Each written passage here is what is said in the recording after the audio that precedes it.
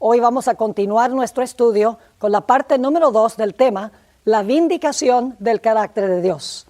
Pero antes de comenzar con un repaso de lo que estudiamos en nuestro último tema, queremos pedir la bendición de Dios. Así que les invito, por favor, con reverencia, a inclinar sus rostros para orar. Nuestro Padre y nuestro Dios, te damos gracias por el privilegio de encontrarnos en este lugar para estudiar tu santo libro que tú inspiraste hace tanto tiempo. Pedimos la compañía de tu Espíritu y tus ángeles en nuestro estudio. Ilumina nuestras mentes y abre nuestros corazones para recibir el mensaje que tienes para nosotros. Te lo imploramos en el precioso nombre de tu Hijo, Cristo Jesús. Amén. Quiero hacer un breve repaso primero de lo que estudiamos en nuestro primer tema de esta serie, Conflicto Cósmico. Estábamos notando en nuestro último estudio que hay dos conceptos especiales que distinguen el mensaje de la Iglesia Adventista del mensaje de todas las demás iglesias. La Iglesia Adventista tiene muchos puntos de doctrina en común con otras iglesias. Creemos que Cristo es el Salvador, creemos que Cristo murió, que Cristo resucitó, ascendió al cielo, va a regresar de nuevo. Pero hay ciertos conceptos que la Iglesia Adventista tiene que no comparten otras iglesias. Y hay dos puntos específicos a donde la teología adventista se distingue de la teología de todas las demás iglesias. Uno de esos puntos es el gran conflicto universal entre el bien y el mal. No un conflicto solamente aquí en la tierra, sino un conflicto universal entre el bien y el mal, incluyendo a los seres celestiales. El segundo punto que distingue a la teología adventista de todas las demás iglesias es la doctrina del santuario. Y la doctrina del santuario ilustra cómo Dios toma los pasos necesarios para resolver el problema del gran conflicto entre el bien y el mal. Leímos dos citas de la escritora más prolífica en la historia de la Iglesia Adventista, Ellen White, donde ella afirmó que la doctrina del santuario es el fundamento y el pilar central de toda la teología adventista.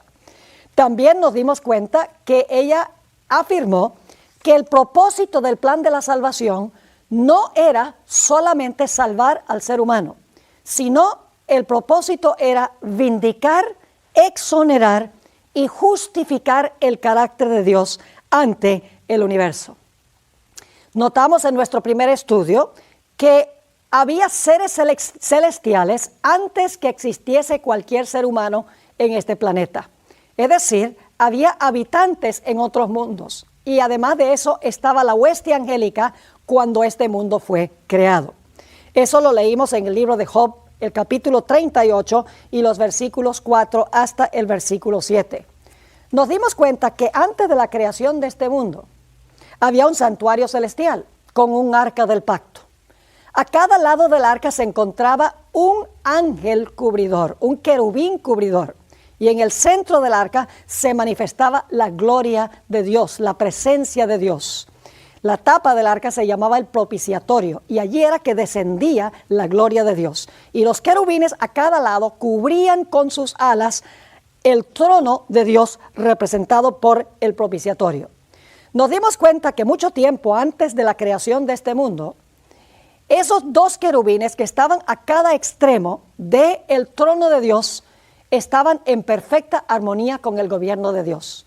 Pero en determinado momento, uno de esos personajes que se conoce como Lucifer se llenó de celos en contra de Jesús.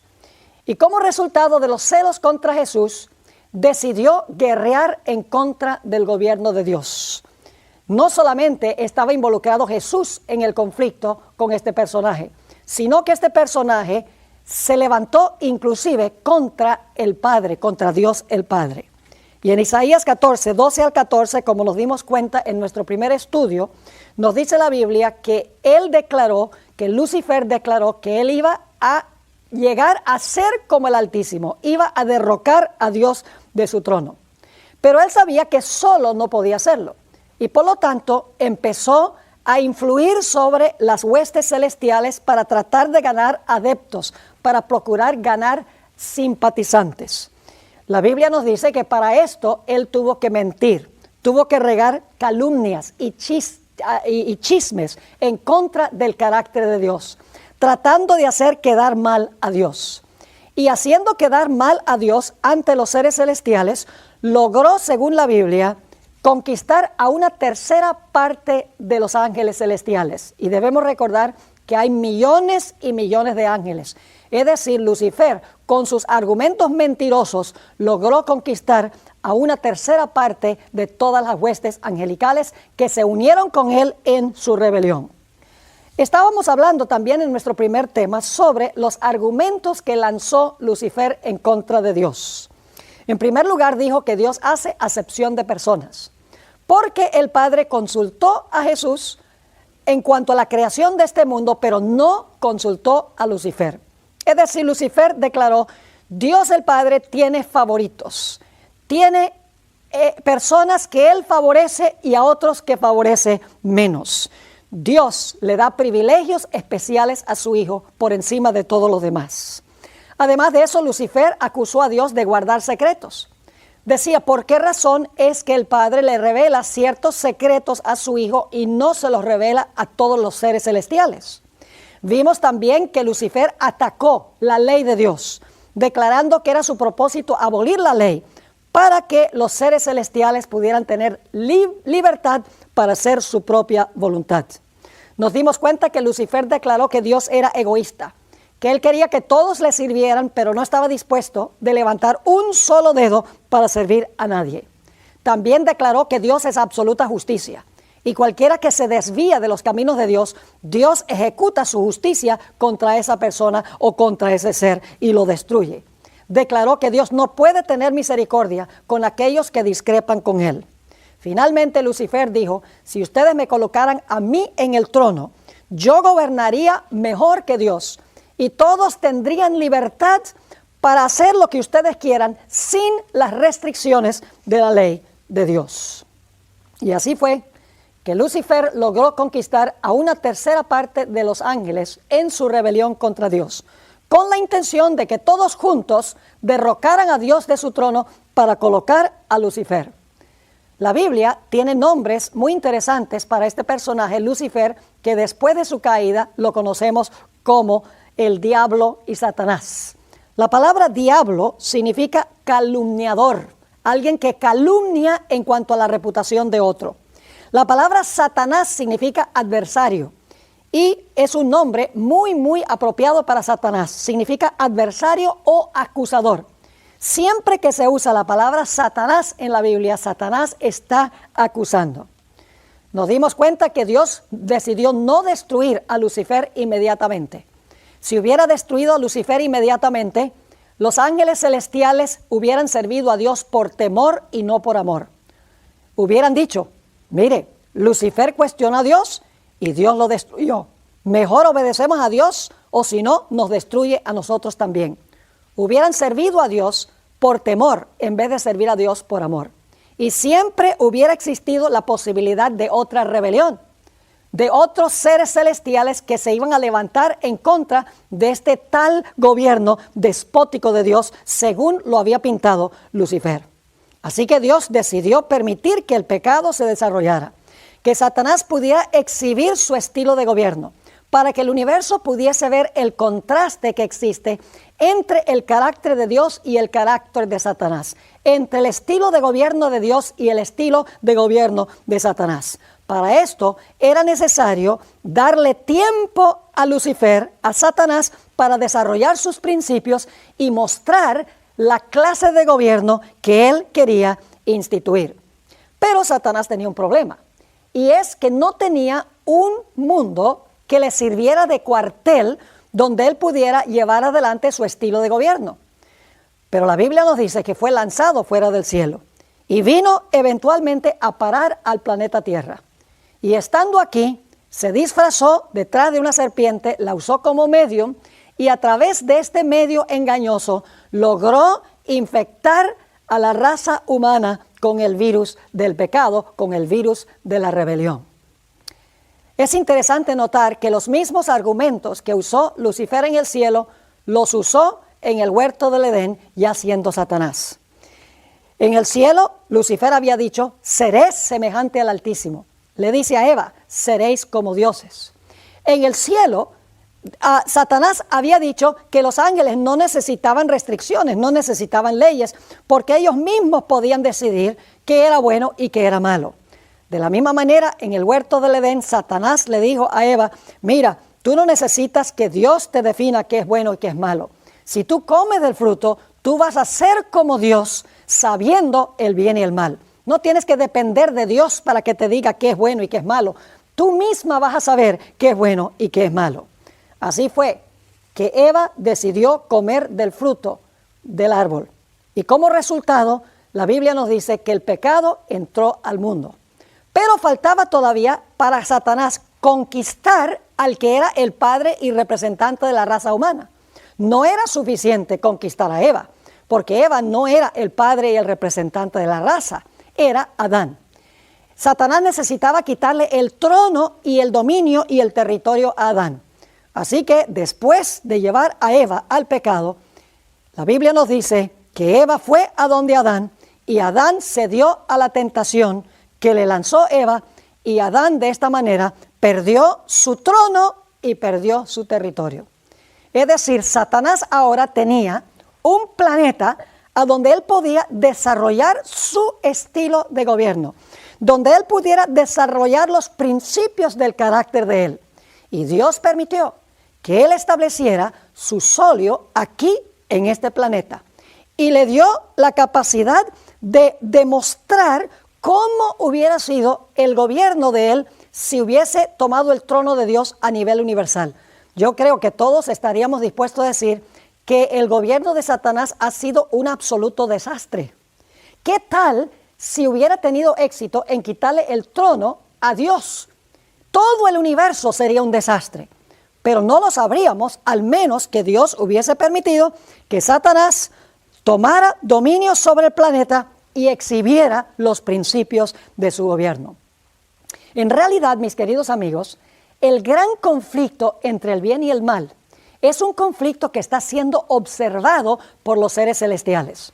En nuestro último tema leímos varios versículos que indican que los seres celestiales están muy involucrados en la problemática que existe en este mundo.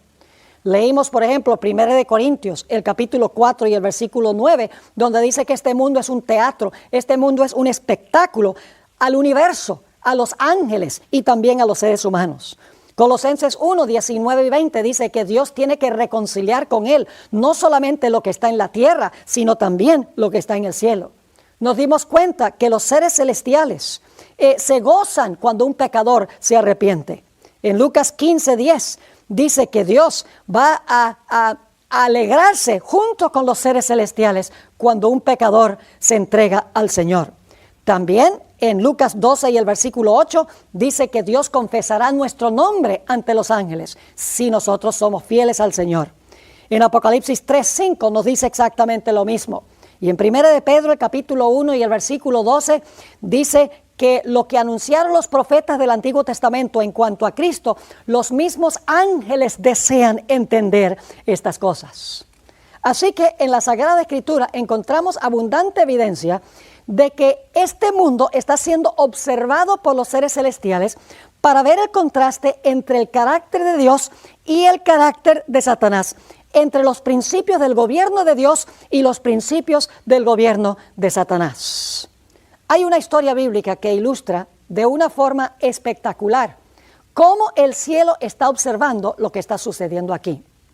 Ese libro es el libro de Job. No tengo tiempo de entrar a todos los detalles en cuanto al libro de Job. Probablemente muchos de los que están viendo este programa conocen bien la historia. Pero encontramos en esta historia que se realiza una reunión en el cielo una vez, esto está en el capítulo 1, y fueron los representantes del universo a esa reunión, entre los cuales vino también Satanás. Ahora, la pregunta clave es ¿por qué vino Satanás a esa reunión de los representantes de todo el universo? La razón es sencilla.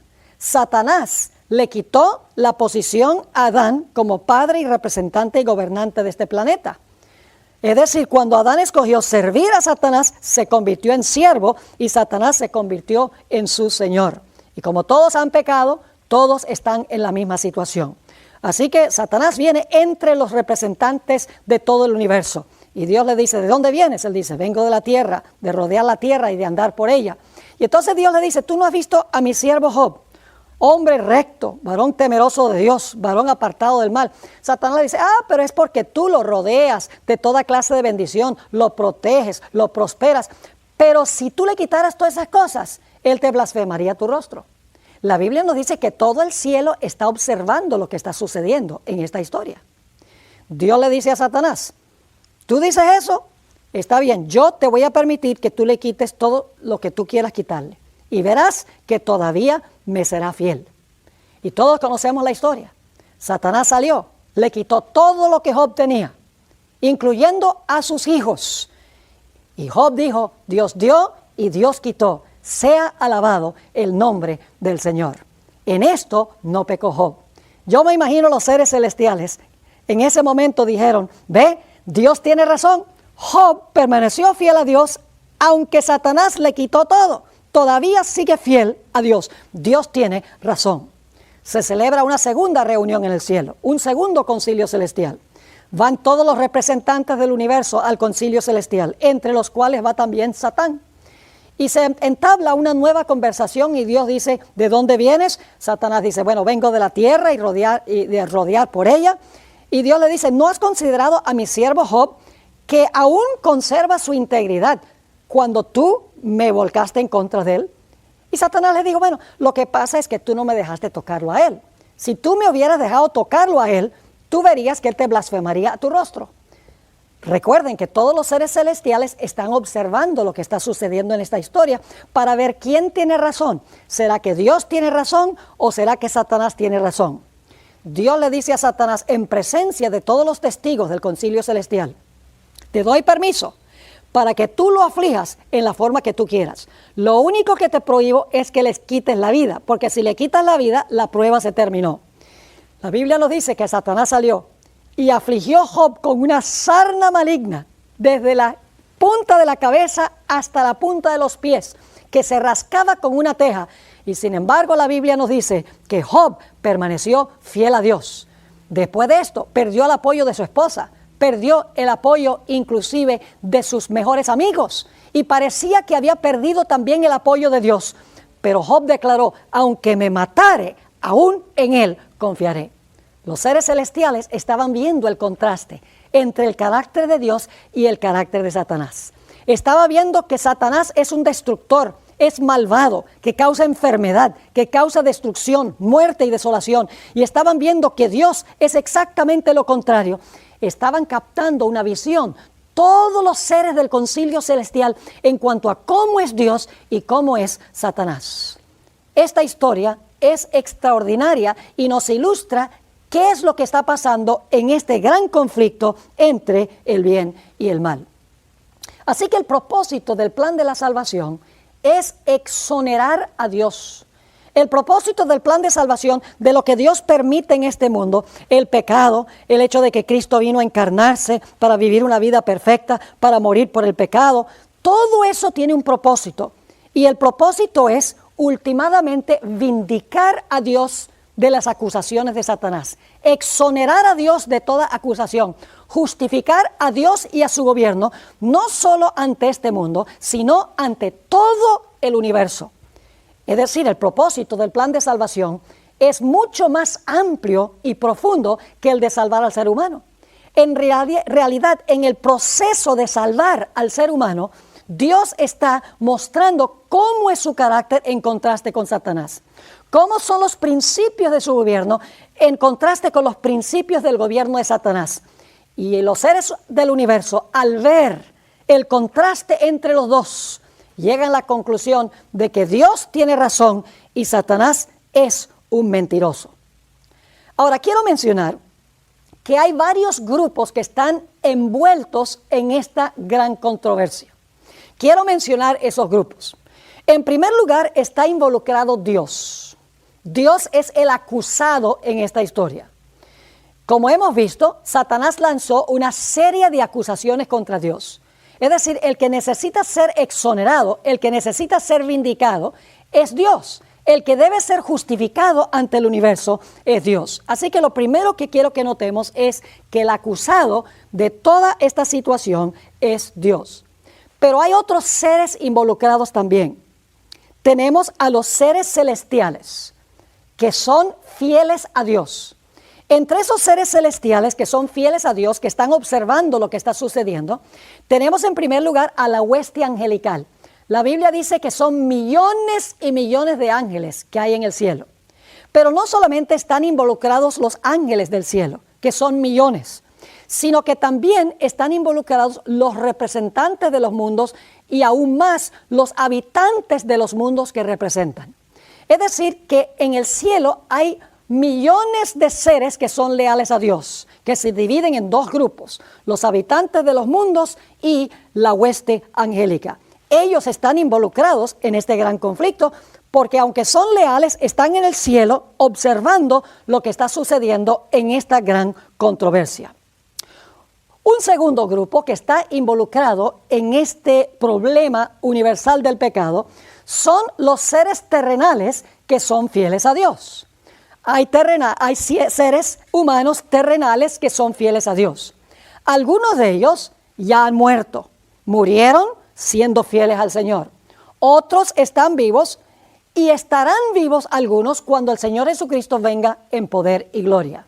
Es decir, los justos que han muerto y los justos que están vivos y que estarán vivos están también envueltos en el conflicto y están observando cómo Dios resuelve el problema del pecado.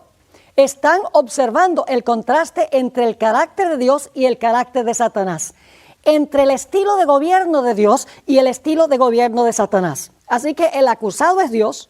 En segundo lugar están involucrados los seres celestiales, que son los ángeles y los habitantes de los mundos. Están involucrados también los seres terrenales, tanto los que murieron siendo fieles como los que están y estarán vivos siendo fieles a Dios. Hay un tercer grupo que está involucrado en esta gran controversia y son seres celestiales infieles. Estos son Satanás y sus ángeles. Les digo seres celestiales porque originalmente estaban en el cielo, pero todos sabemos que fueron lanzados fuera del cielo. Pero son seres celestiales infieles. Ellos están involucrados en esta gran controversia, porque Satanás es el general y sus ángeles hacen lo que dice el general. Ellos son los que están causando el mal, son los que están gestionando el mal, son los que están dirigiendo el gobierno de Satanás con el estilo que nosotros estamos viendo el día de hoy. Así que el tercer grupo que está involucrado son los seres celestiales infieles, Satanás y sus ángeles. Un cuarto grupo de seres son los impíos que viven en el planeta Tierra. Los que no han recibido a Jesús como Salvador, aquellas personas que son en realidad instrumentos en las manos de Satanás porque han rechazado a Cristo como Salvador, están involucrados en esta gran controversia también. Así que tenemos varios grupos involucrados en todo el universo en este problema del pecado.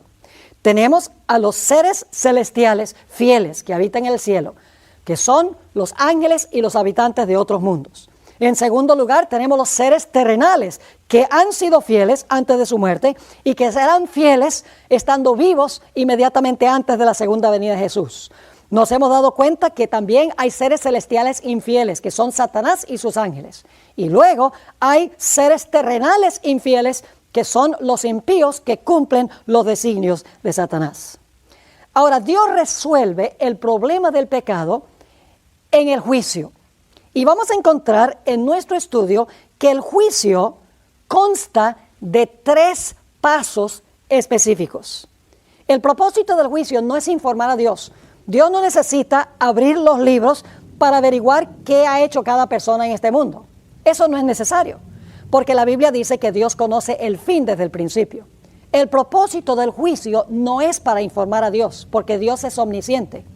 El propósito del juicio es aclarar cualquier duda que pueda haber en las mentes de los seres celestiales y de los seres terrenales en cuanto al carácter de Dios. Ahora, debo decir, para la mayoría de los cristianos, el juicio es un evento. El juicio es un evento. Pero la Biblia no enseña que el juicio es un evento. La Biblia enseña que el juicio es un proceso. Es un proceso que consta de 3 pasos específicos. Y ustedes se preguntarán, ¿un proceso? Les explico. La Biblia enseña que el proceso del juicio comenzó en el año 1844. Allí se comenzó con el juicio de aquellos que han muerto en Cristo desde el principio del mundo. Ese juicio concluirá con los que estarán vivos inmediatamente antes de cerrarse la puerta de la gracia o la puerta de la oportunidad. Es decir, en 1844 comienza el juicio de los justos y ese juicio continúa hasta el momento cuando se cierra la puerta de la gracia. Obviamente ha pasado un largo tiempo desde 1844. No sabemos cuándo terminará el periodo de gracia, pero durante estos 2 puntos, empezando en 1844 y terminando con el cierre de gracia, el juicio se está realizando en el cielo examinando el caso de cada persona que profesó el nombre de Cristo como Salvador personal. Esto lo vamos a desmenuzar un poco más adelante en esta serie. Por ahora quiero que capten el cuadro general que estamos tratando de pintar. Así que el proceso ya ha durado largo tiempo, desde 1844. Continuará hasta el cierre de la puerta de la gracia. Ese es el primer paso en el proceso del juicio. Pero hay un segundo paso en el proceso del juicio. Ese es un juicio que se realiza durante los 1000 años después de la segunda venida de Jesús. Lo que sucede es que el juicio comienza en 1844, continúa y termina cuando se cierra la puerta de la gracia. Después de cerrarse la puerta de la gracia viene un periodo corto cuando caen las plagas. Los hijos de Dios vivirán en esta tierra sin intercesor y luego entonces viene la segunda venida del Señor Jesucristo. Y cuando Jesús venga, va a llevar a su pueblo al cielo. Todo esto lo vamos a estudiar y lo vamos a ver desde una perspectiva bíblica. Ahora quiero que vean el cuadro. Cuando Cristo venga por segunda vez, Él va a llevarse a los fieles que murieron en Él y a los fieles que están vivos al cielo. Y entonces viene la segunda etapa del juicio, el juicio milenial. Y ustedes dirán, pero pastor, ¿la Biblia habla de un juicio milenial? En unos momentos les voy a leer los versículos que describen el juicio milenial y les voy a también leer un texto sobre el juicio que se está realizando ahora mismo también en el cielo desde 1844. Ahora, ¿cuál es el tercer paso del juicio, del proceso del juicio? Después de los 1000 años, la Biblia nos dice que va a descender la Nueva Jerusalén y entonces se va a realizar una última etapa del juicio. Nuevamente los libros se van a abrir. Y yo sé que ustedes se están preguntando, pero Pastor Bor, ¿por qué razón hay 3 etapas o 3 pasos del juicio? ¿Por qué tenemos una etapa del juicio que comienza en 1844 y termina cuando se cierra la puerta de la gracia? Luego otra etapa del juicio durante el periodo de los 1000 años con los santos en el cielo. Y luego otra etapa del juicio después de los 1000 años. ¿Por qué Dios no sencillamente hace una etapa y se terminó el asunto? Lo primero que quiero hacer son leer los versículos que presentan estos pasos del juicio. El libro de Apocalipsis nos presenta estas 3 fases o estos 3 pasos del proceso del juicio. Recuerden, el juicio no es un evento, el juicio es un proceso que comienza en 1844 con los que profesaron el nombre de Cristo y termina cuando se cierra la puerta de la gracia o de la oportunidad. Cuando se cierra la puerta, ya Cristo ha demostrado al universo todos los que son suyos. Luego entonces viene el tiempo de angustia, Cristo regresa y entonces toma a los que murieron en Cristo y a los que están vivos, los que fueron juzgados en el juicio de 1844 hasta el cierre de gracia, se los lleva al cielo para que allá ellos desempeñen una segunda etapa del juicio. Después de los 1000 años, la tercera etapa del juicio. ¿Por qué razón 3 etapas? Vamos a leer el contenido bíblico primero y le voy a explicar luego por qué hay 3 etapas del juicio. La primera etapa se describe en Apocalipsis, el capítulo 14 y el versículo 6 y 7. Las 3 etapas están en el Apocalipsis. Dice allí en Apocalipsis 14, 6 y 7 que es el mensaje del primer ángel, es el último mensaje de Dios al mundo. Dice lo siguiente: vi volar por en medio del cielo a otro ángel que tenía el evangelio eterno para predicarlo a los moradores de la tierra, a toda nación, tribu, lengua y pueblo. Ahora, quiero parar un momento allí y quiero preguntarles esto. Cuando se está predicando el evangelio, ¿todavía la gente tiene oportunidad de salvarse? Bueno, esa es una pregunta un tanto absurda, porque si se está predicando el evangelio, la gente todavía tiene oportunidad de salvarse. Así que este primer ángel, cuando está proclamando su mensaje, hay posibilidad de salvación. La puerta de la gracia está abierta. O si no, de nada valdría predicar el evangelio. Ahora noten lo que dice el primer ángel en el versículo 7 y comienzo de nuevo en el versículo 6 para el contexto. Vi volar por el medio del cielo a otro ángel que tenía el evangelio eterno para predicarlo a los moradores de la tierra, a toda nación, tribu, lengua y pueblo, diciendo a gran voz. El ángel que está predicando el evangelio ahora va a decir algo a gran voz. ¿Qué dice? Temed a Dios y dadle gloria, porque la hora de su juicio ha llegado. Note que no dice, la hora de su juicio llegará en el futuro. Mientras el mensaje del primer ángel se está anunciando, llega el momento del juicio. El juicio comienza mientras la puerta de la gracia está todavía abierta. Por eso la Iglesia Adventista enseña que en 1844 comienza el juicio y termina cuando se cierra la puerta de la gracia. El juicio transpira mientras que se está predicando el evangelio. Leo de nuevo.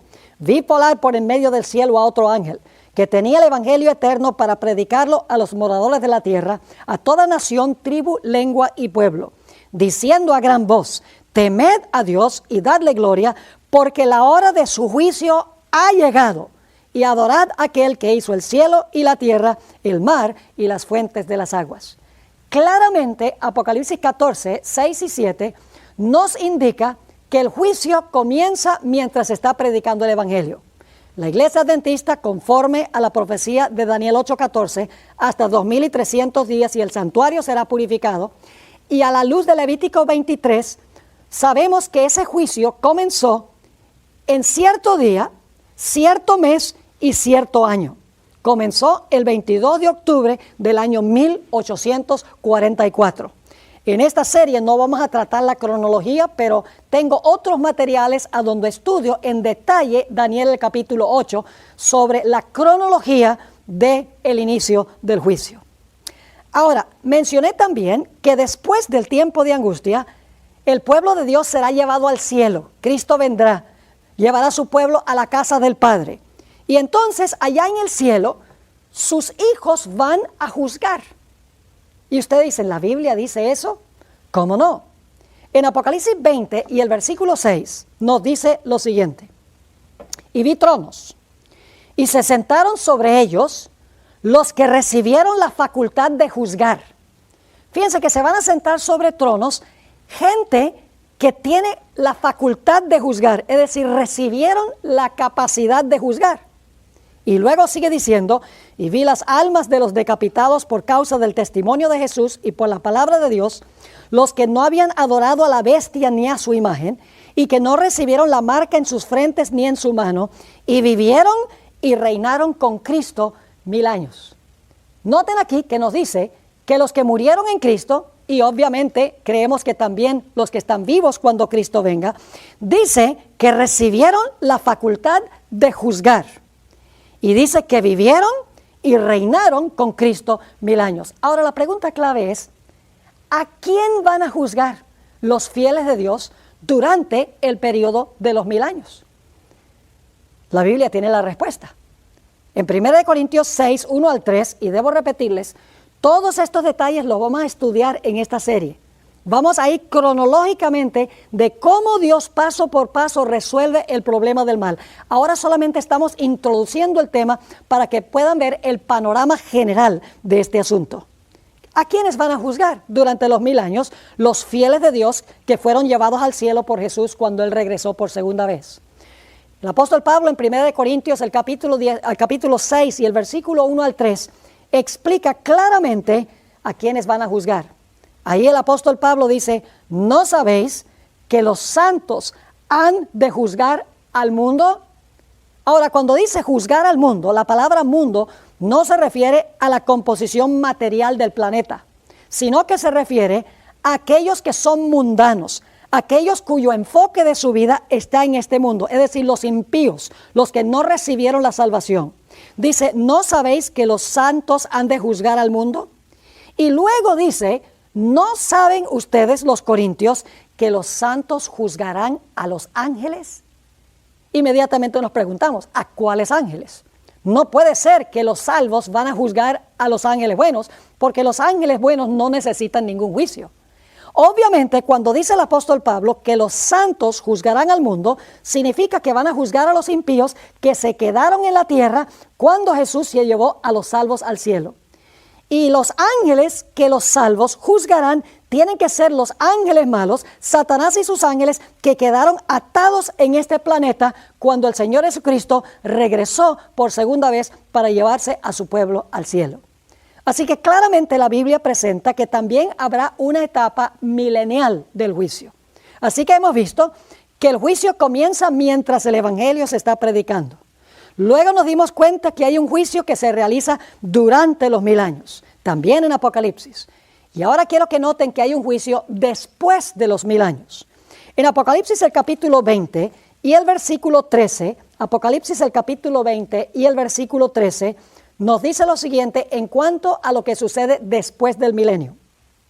Y el mar entregó los muertos que había en él. Y la muerte y el Hades entregaron los muertos que había en ellos. Cuando dice aquí que el mar entregó los muertos, significa que los muertos están resucitando.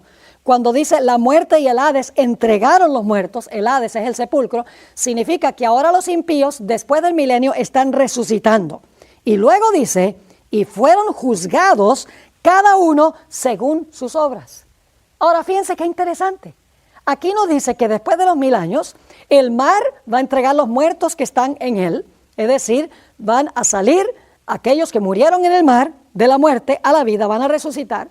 Y luego dice que los que fueron al Hades, es decir, al sepulcro, también van a resucitar. Y entonces dice, fueron juzgados cada uno según sus obras. Un juicio después de los 1000 años. Así que el libro de Apocalipsis nos presenta claramente 3 fases o 3 etapas o pasos del juicio. Un juicio antes de la segunda venida, mientras la puerta de la gracia está abierta. Ese juicio es a favor de los justos. Una segunda etapa del juicio durante los 1000 años y luego una última etapa del juicio después de los 1000 años. Y claro, la pregunta que surge es esta: ¿por qué es que Dios desempeña el juicio en estos 3 pasos? Ahora les voy a explicar la razón.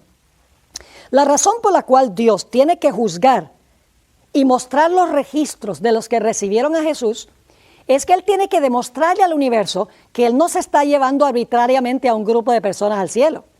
Tiene que mostrar claramente que las personas que Él se va a llevar, tanto los que murieron antes de su venida como los que están vivos cuando Él venga, tiene que demostrar que ellos recibieron a Cristo como Salvador personal, que el fruto de su vida demostró que recibieron a Jesús. Él tiene que mostrar que este grupo tiene derecho a la vida eterna. No es porque Dios no lo sepa, es porque los seres celestiales necesitan entender que Dios no es arbitrario en llevarse a este grupo. Ahora, ¿por qué hay que juzgar a este grupo antes de la segunda venida? La respuesta es obvia.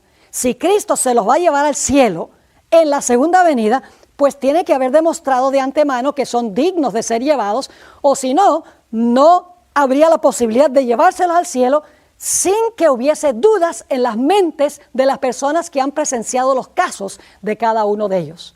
Es decir, como Jesús se va a llevar a los justos al cielo en la segunda venida, es necesario demostrar que ellos eran dignos de ser llevados antes de que Cristo viniera. Es decir, el propósito de esta etapa del juicio es demostrarle a todos los seres celestiales, a los ángeles y los habitantes de los mundos que nunca pecaron, mostrarles que Dios es justo y verdadero en llevarse a este grupo al cielo, que Él tiene derecho de llevarse a los justos al cielo. Se ha visto cada caso y se ha demostrado que Dios no decidió arbitrariamente quiénes iban a ir y quiénes no, sino que Dios demostró que estos recibieron a Jesús y que Jesús se los puede llevar. esta etapa del juicio, antes de la segunda venida, es para convencer a los seres celestiales que Dios actuó correctamente en cada caso de los justos que Jesús se va a llevar. Ahora, ¿cuál es el propósito de la etapa del juicio durante los 1000 años? Indudablemente, cuando los salvos estén en el cielo, juzgando durante los 1000 años, va a resultar un fenómeno muy interesante. Y es que hay gente que estábamos seguros que iban a estar allí, que no están. Y hay gente que está allí que nunca pensábamos que podían ir. Inmediatamente surgen preguntas. ¿Por qué estos individuos que nunca esperábamos ver aquí están? ¿Y por qué estos individuos que esperábamos ver aquí no están? Dios ahora va a abrir los libros de los impíos para mostrarle a los salvos por qué es que los impíos no fueron traídos al cielo. Que Dios no fue arbitrario, que Dios fue absolutamente correcto en dejar a todos los impíos en el planeta Tierra. Se van a abrir los casos de todos los impíos. El propósito no es solamente convencer a los seres celestiales de que Dios obró correctamente en condenar a los impíos, sino también el propósito es convencer a los salvos del mismo hecho que Dios actuó correctamente en dejar en el planeta muertos a los impíos por no haber recibido a Jesús como Salvador personal.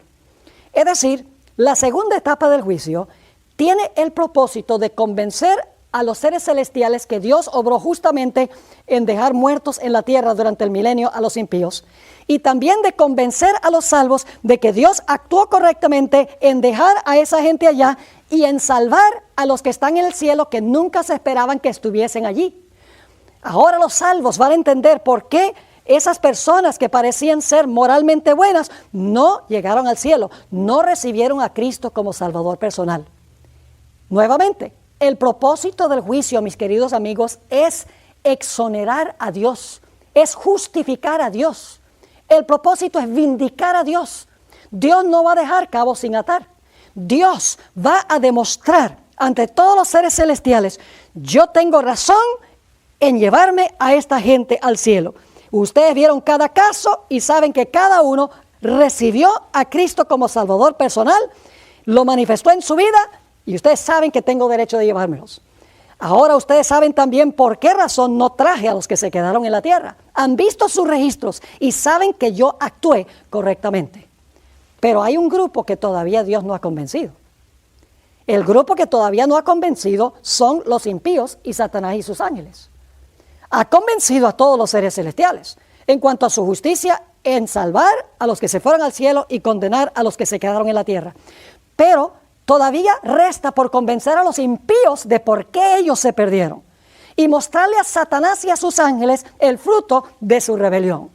Por esa razón, después de los 1000 años, los otros muertos que representan a los impíos van a resucitar de los muertos.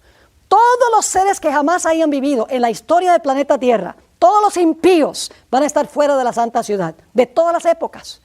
Y ahora viene la tercera etapa del juicio, del cual leímos en Apocalipsis 20 y el versículo 13. Ahora Dios, en visión panorámica por encima de la ciudad, le va a mostrar a Satanás y a sus ángeles y a los impíos toda la historia de la raza humana. Y va a mostrar las decisiones que cada uno de ellos tomaron en el curso de la historia de la raza humana. Le va a mostrar a los impíos las oportunidades de salvación que tuvieron y cómo rechazaron esas oportunidades. Dios les va a mostrar los frutos lóbregos de la obra de Satanás y sus ángeles. Es decir, ahora Dios va a demostrarle a los impíos y a Satanás y a sus ángeles que Él fue justo en condenarlos. Y el momento climático de la historia de este mundo es cuando toda rodilla se doblará y toda lengua confesará que Jesucristo es el Señor para la gloria de Dios el Padre. Todo el universo va a decir, justos y verdaderos son tus caminos, oh Jehová. El propósito del juicio después de los 1000 años es convencer a los impíos y a Satanás y a sus ángeles que Dios obró correctamente en el gran conflicto entre el bien y el mal. Solo en ese momento estarán todos los grupos convencidos que Dios actuó bien. Los seres celestiales habrán visto cada caso, estarán convencidos que Dios hizo bien en salvar a un grupo y en condenar al otro grupo. Han visto la historia de Satanás también. Los salvos que fueron al cielo durante los 1000 años también entenderán perfectamente que Dios condenó a los impíos justamente, que les dio la oportunidad de salvación. Va a demostrar Dios también a los salvos que Él fue justo y verdadero en llevarse a los que se salvaron al cielo.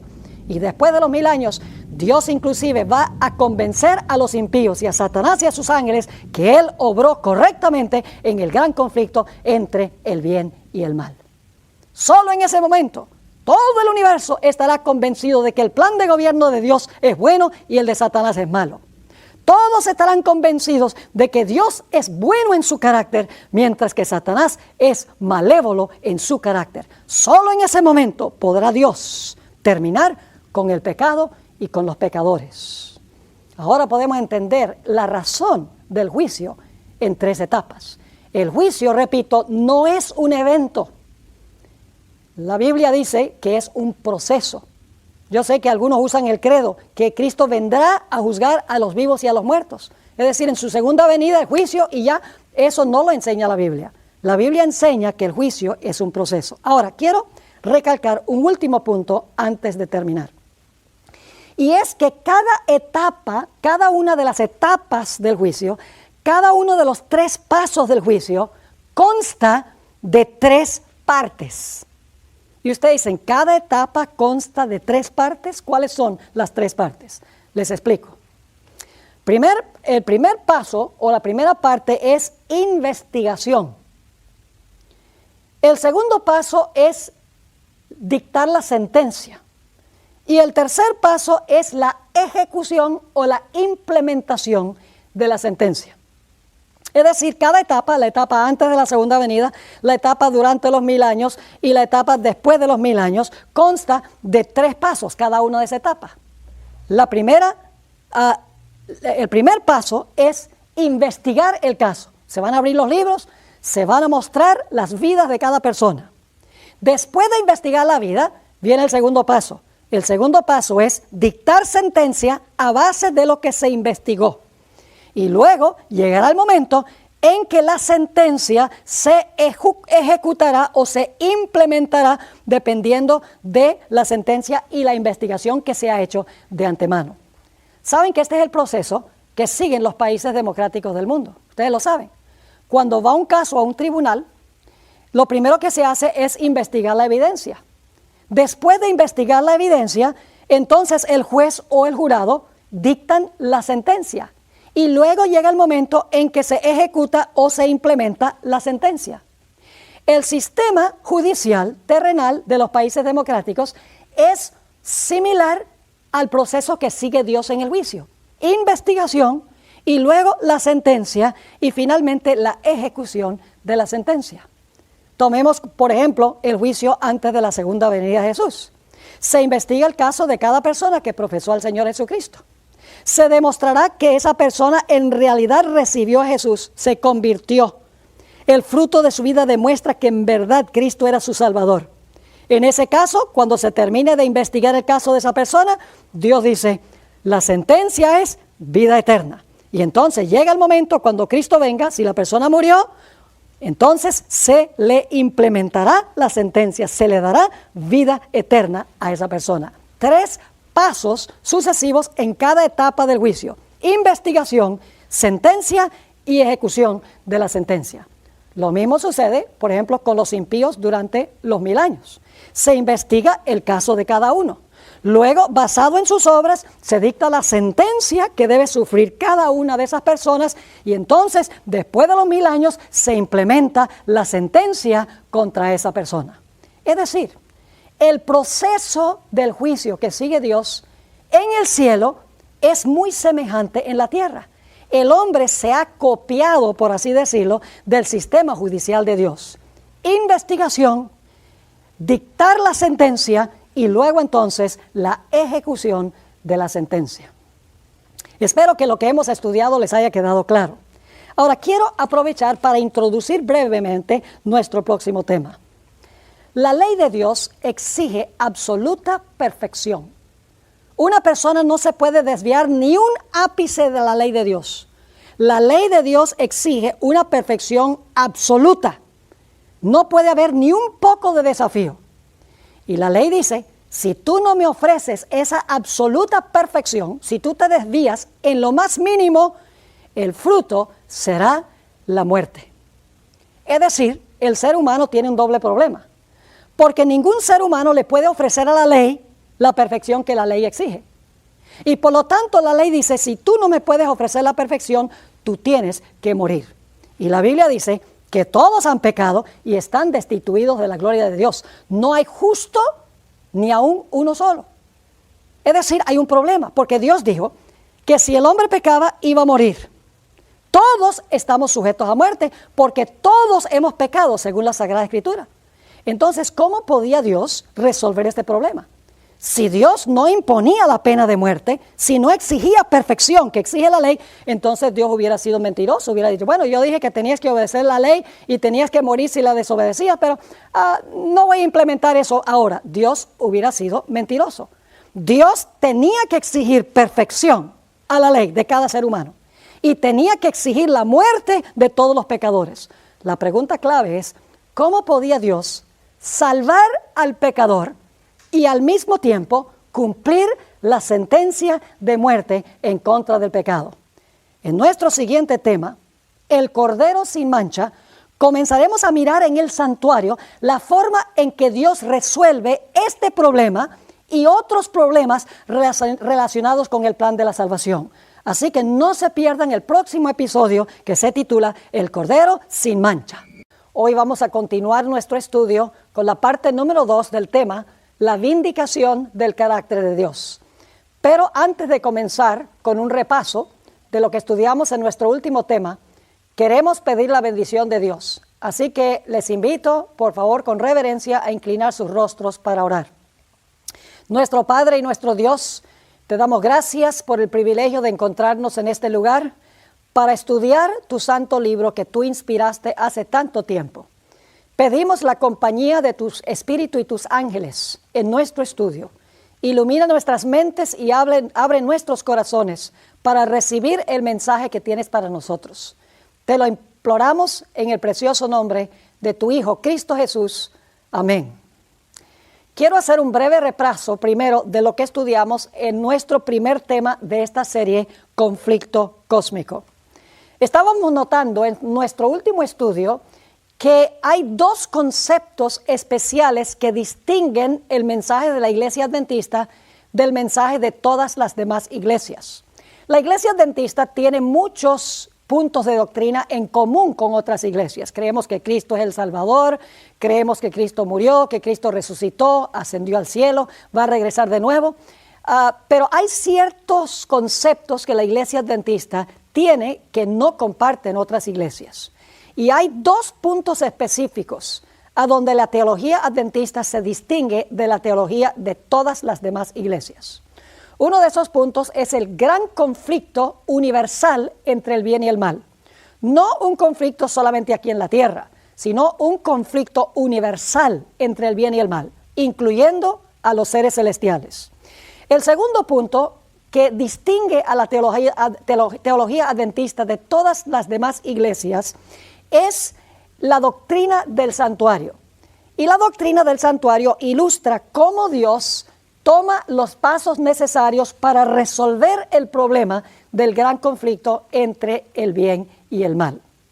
Leímos dos citas de la escritora más prolífica en la historia de la Iglesia Adventista, Elena White, donde ella afirmó que la doctrina del santuario es el fundamento y el pilar central de toda la teología adventista. También nos dimos cuenta que ella afirmó que el propósito del plan de la salvación no era solamente salvar al ser humano, sino el propósito era vindicar, exonerar y justificar el carácter de Dios ante el universo. Notamos en nuestro primer estudio que había seres celestiales antes que existiese cualquier ser humano en este planeta. Es decir, había habitantes en otros mundos. Y además de eso estaba la hueste angélica cuando este mundo fue creado. Eso lo leímos en el libro de Job, el capítulo 38 y los versículos 4 hasta el versículo 7. Nos dimos cuenta que antes de la creación de este mundo, había un santuario celestial con un arca del pacto. A cada lado del arca se encontraba un ángel cubridor, un querubín cubridor. Y en el centro del arca se manifestaba la gloria de Dios, la presencia de Dios. La tapa del arca se llamaba el propiciatorio y allí era que descendía la gloria de Dios. Y los querubines a cada lado cubrían con sus alas el trono de Dios representado por el propiciatorio. Nos dimos cuenta que mucho tiempo antes de la creación de este mundo, esos dos querubines que estaban a cada extremo del trono de Dios estaban en perfecta armonía con el gobierno de Dios. Pero en determinado momento, uno de esos personajes que se conoce como Lucifer se llenó de celos en contra de Jesús. Y como resultado de los celos contra Jesús, decidió guerrear en contra del gobierno de Dios.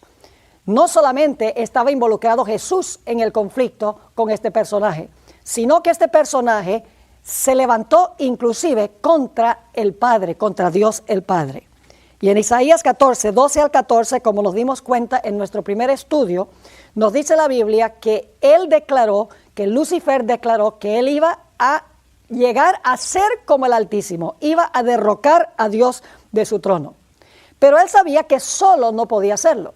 Y por lo tanto empezó a influir sobre las huestes celestiales para tratar de ganar adeptos, para procurar ganar simpatizantes. La Biblia nos dice que para esto él tuvo que mentir, tuvo que regar calumnias y chismes en contra del carácter de Dios.